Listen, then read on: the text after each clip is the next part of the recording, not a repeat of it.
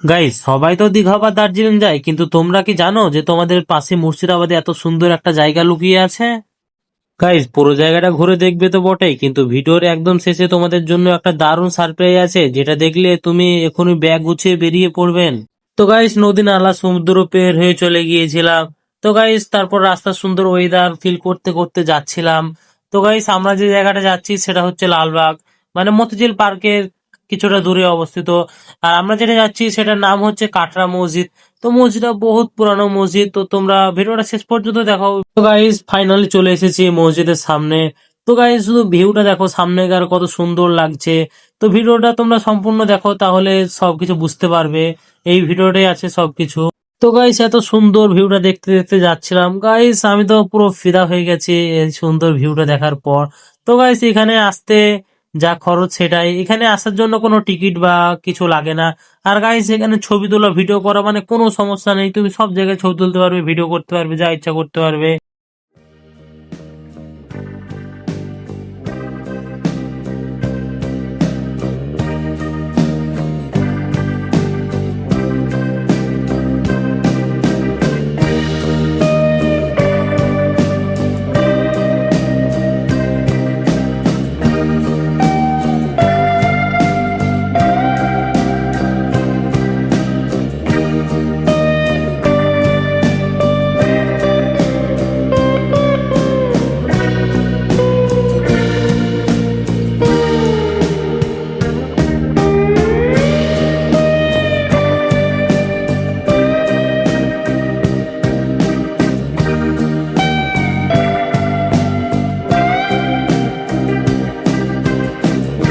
তো গাইস, এটাই হচ্ছে মসজিদের বারান্দা, মানে এত সুন্দর লাগছে, তোমাদেরকে কিভাবে বোঝাবো।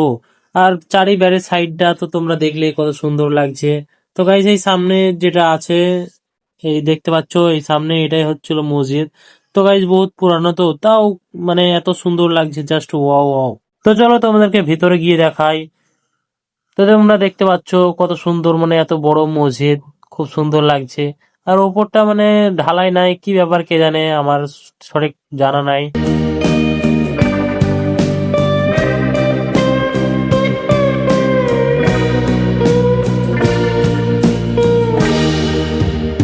তো তারপর গাইজ, এই সাইড গুলো মানে সাইডের ভিউটা এত সুন্দর লাগছিল, মানে তোমাদেরকে কিভাবে বোঝাবো। তো আমি সব থেকে বেশি মসজিদের চেয়ে এই সাইড গুলো ঘুরে বেড়িয়েছি, কারণ সাইড গুলো খুব ভালো লাগছিল ঘুরতে।